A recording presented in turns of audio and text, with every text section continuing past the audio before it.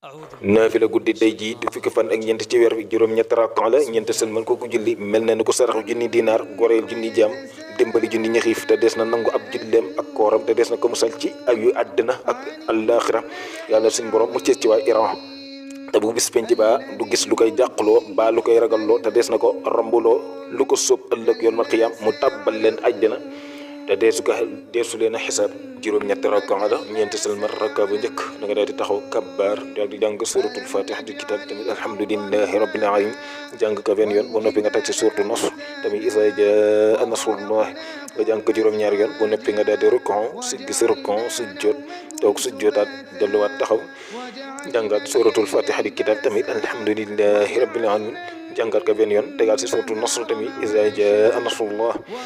te jàngat ko juróom-ñaari yoon ba noppi nga daal di rukon ak siggi si rukon